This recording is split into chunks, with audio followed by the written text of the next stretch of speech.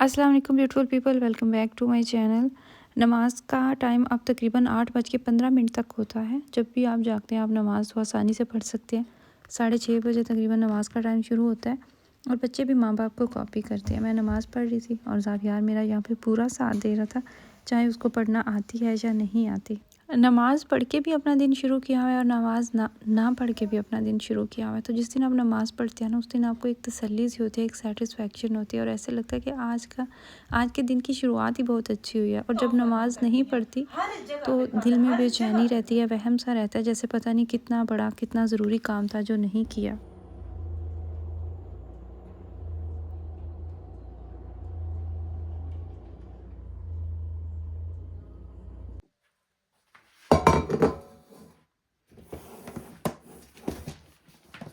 उसके बाद मैं किचन में आई और ये जो चने थे ना, ये मैंने रात को ही भिगो के रख दिए थे, क्योंकि मेरा ज़हन बना हुआ था कि काले चने और साथ में सफ़ेद चावल पकाऊंगी, तो इसलिए मैंने इनको पहले ही भिगो के रख दिया।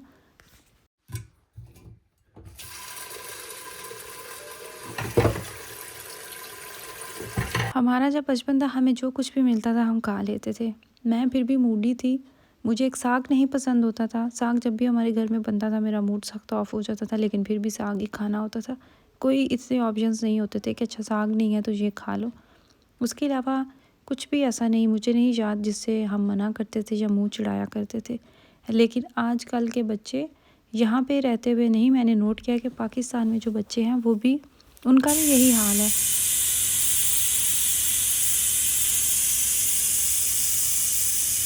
पाकिस्तान में जो बच्चे रहते हैं ना, या जिन लोगों का दिल नहीं करता रोटी और सालन खाने पे, वो मुझे लगता है वहाँ पे ज़्यादा बिगड़े हुए हैं। वहाँ पे भी इतने ऑप्शन हैं।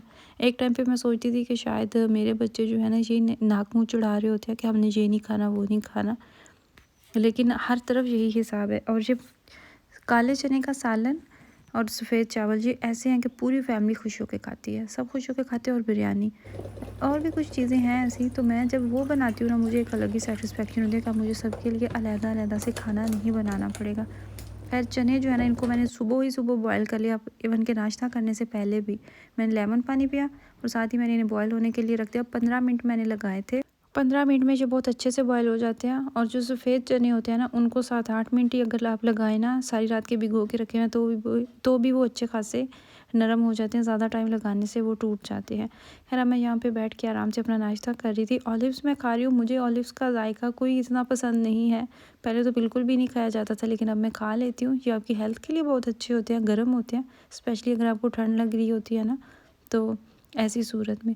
और मेरा माइंड सेट बस यही था कि नाश्ते से फ़ारिग होते ही फ़ौरन सबसे पहले मैं खाना बनाऊंगी, क्योंकि मुझे खाना 12 बजे तक हर हाल में हर सूरत में रेडी करना होता है। मेरा आज 12 बजे घर आ जाता है और वीक में तो 1-2 दिन होते हैं जब वो 12 बजे से भी पहले आ जाता है, तो घर आते सबसे पहले उसको खाना चाहिए होता है। तो फिर मैंने यही सोचा कि लगे हाथों मैं ये भी काम ख़त्म कर ही लेती हूँ। आज मुझे केक भी बेक करना था। ज़ावियार की बर्थडे है सुबह, तो उसके लिए मुझे घर ही केक बेक करना था। और जो मैं घर केक बनाती हूँ ना, मैं इसको अपने जायके के हिसाब से बनाती हूँ। चीनी मैं इसमें कम रखती हूँ। आप लोगों के साथ ये मैंने बहुत बार रेसिपी शेयर की हुई है। बहुत आसान है, बहुत ही सिंपल रेसिपी है। और ये ऐसी रेसिपी है जिसको केक बनाने का सी भी नहीं ना पता, वो भी आसानी से केक बेक कर ले। तो इसके लिए करना क्या है, आपने बस शर्त यह है कि सब चीज़ें रूम टेम्परेचर पे होनी चाहिए, ठंडा कुछ भी नहीं होना चाहिए। सबसे पहले आप 4 अंडे ले लें, उनको डालें ऐसे मिक्सिंग बाउल में और उनको 7 से 8 मिनट घड़ी पे देख के आप बीट करें। उसके बाद आपने 1 कप चीनी लेनी है। मैं 1.5 कप मैदे का डाल रही हूँ, इसलिए मैंने 1 कप चीनी ली। वो आपने डाली, उसको भी 2-3 मिनट दिए। चीनी क्योंकि यहाँ पे बारीक होती है तो वो बहुत जल्दी हो जाती है। उसके अलावा फिर 2 टेबल स्पून कुकिंग ऑयल और 2 टेबल स्पून दूध लिया, उसको इसके अंदर डाल दिया। अगर आप इसके अंदर बेकिंग पाउडर नहीं भी ना डालेंगे तो भी आपका केक जो है वो बहुत अच्छे से बन जाता है।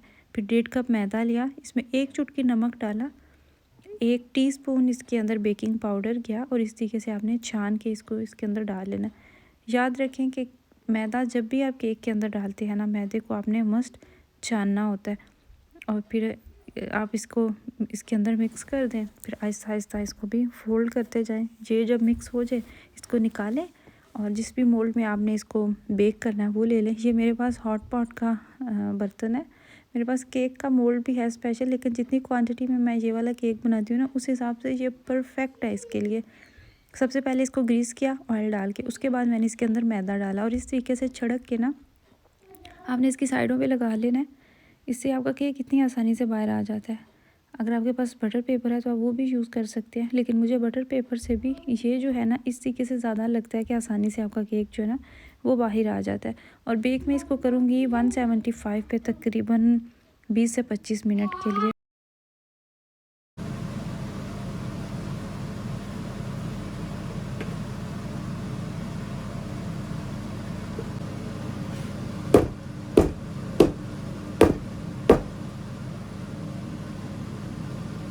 बर्थडे सेलिब्रेट करने का मुझे कोई ख़ास शौक़ नहीं है, बच्चों की ख्वाहिश होती है तो बस मैं इतना ही करती हूँ कि घर खुद ही केक बेक करती हूँ और बच्चों को जो गिफ्ट देना होता है दे के तो खुद ही केक कट कर लेते हैं।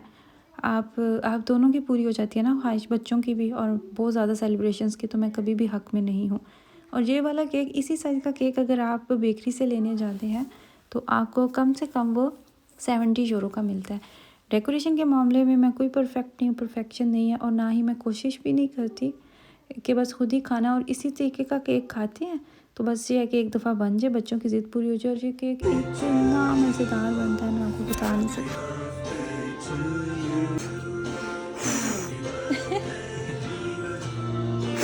Ouais, अच्छा करे।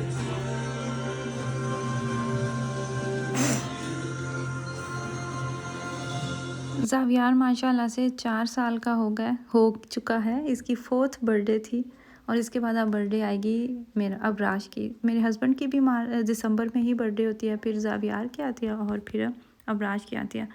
आप जो भी केक बेक करते हैं ना उसकी की होती है कि आपका केक मॉइस्ट होना चाहिए। आप जितना केक को मॉइस्ट करेंगे ना आपका केक उतना ही मज़ेदार लगता है। और जो मार्केट से हम केक लेके आते हैं उसमें शुगर भी अच्छी खासी होती है। ज़ावियार को गाड़ियों का शौक़ है, गाड़ियों का उसको क्रेज़ है तो हमने उसको गाड़ियाँ ही गिफ्ट की। मार्केट जब भी जाते हैं हमने इसको ये आदत ही नहीं डाली हुई कि आप जो भी टॉय देखें आप वो मांगना शुरू कर दें। तो इसलिए वो फिर मांगता नहीं है, ज़िद नहीं करता, तो हम जब भी देते हैं ना उसको नया खिलौना ला के देते हैं तो वो खुद से ही ला के देते हैं। आई होप कि आपको मेरी वीडियो अच्छी लगी हो। अपनी फैमिली का ख्याल रखिएगा। मुझे मेरी फैमिली को दुआओं में ज़रूर याद रखिएगा।